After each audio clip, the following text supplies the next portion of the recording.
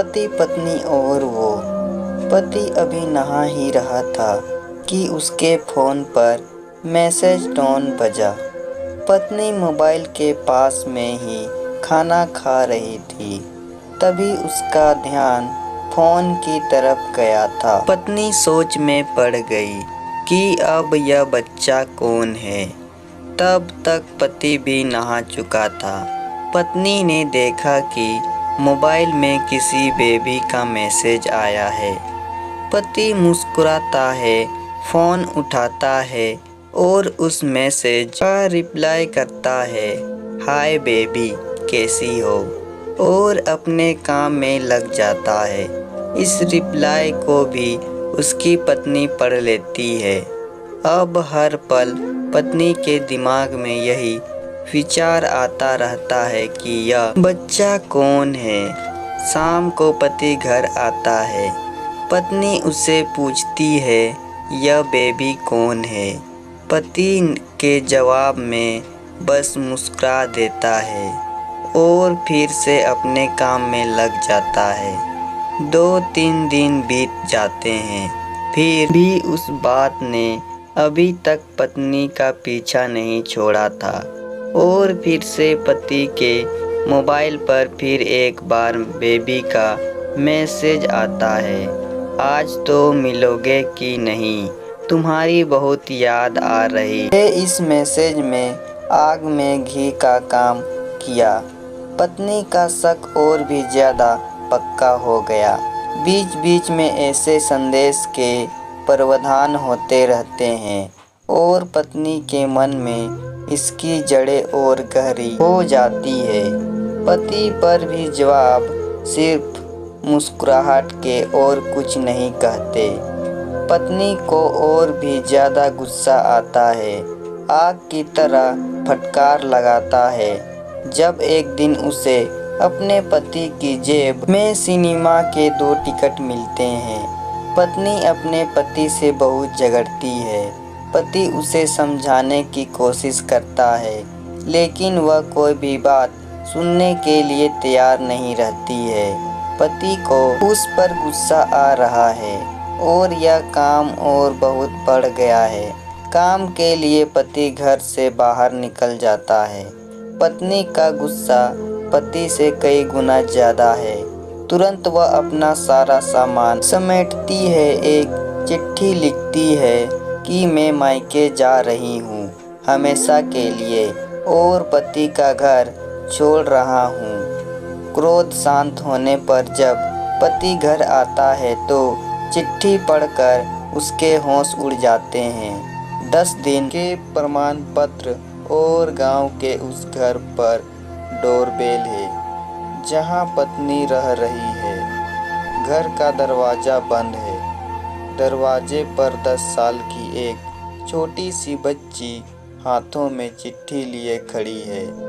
वह पत्नी को वह चिट्ठी देती है। बच्ची से वह चिट्ठी लेकर पत्नी चिट्ठी खोलती है।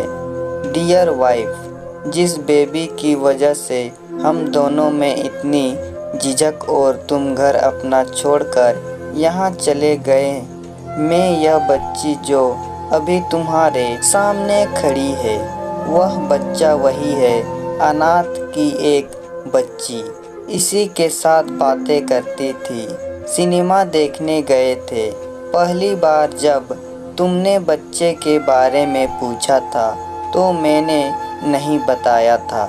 सोचा था कि छोटा सा मजाक करता हूँ, देखता हूँ मैं तुम कैसे प्रतिक्रिया करते हो। लेकिन मैंने कभी नहीं सोचा था कि शक इतना बढ़ जाएगा कि तुम घर ही छोड़ दोगी। हाँ, सबसे ज़रूरी बात यह है कि बेबी यह है और वह तुम्हारी बेटी नहीं है। रुको, अपने आप को संभालो और आगे की बात ध्यान से पढ़ो। हमारी शादी के 2 साल पहले की यह बात है। तुम अपने कॉलेज के लास्ट ईयर में थी। आपके परिचय में ग्रंथ लेने के पिता ने बुलाया था और पाठक की चाय में इस आँखों में दवा पिलाने वाला काम नहीं किया था। इसमें तुम्हारी कोई गलती नहीं थी, लेकिन कुदरत ने अपना काम किया और तुम्हारे पेट में इस बच्चे को डाल दिया।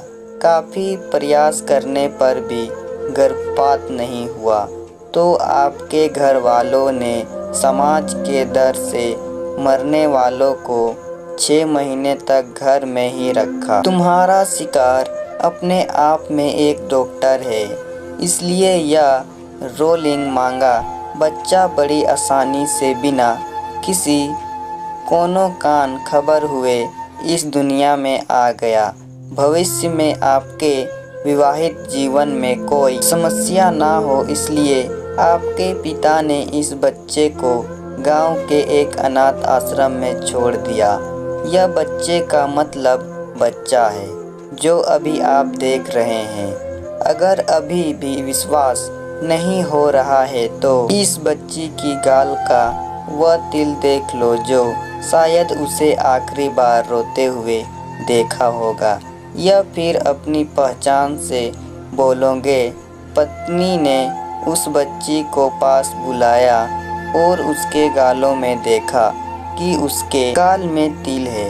उसका मन भर आता है कि उसकी आंखों में आंसू आ गए, लेकिन अभी भी चिट्ठी बाकी है, इसलिए वह आगे बढ़ती है। मुझे पता है अभी भी आपके मन में यह सवाल उठ रहा होगा कि यह सब मुझे कैसे पता चला, कि यह सब तुम्हारे अपने पिता ने ही अपने मन में उठते हुए पश्चाताप को शांत करने के लिए शादी के 1 महीने पहले मुझसे मिलकर सब कुछ बताया था। उन्होंने यह भी कहा था कि अगर मैं चाहूँ तो शादी से इनकार कर सकता हूँ। मैंने इसे स्वीकार किया क्योंकि इस पूरी घटना में तुमसे कोई गलती नहीं हुई थी और हमारी शादी हो गई।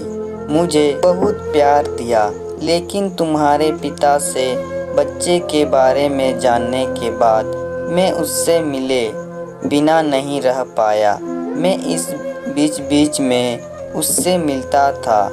कितनी प्यारी बच्ची बिना किसी के गलती के क्यों चिपकी रहती है, इसलिए मैं उसे थोड़ी सी खुशी देने की कोशिश करता था।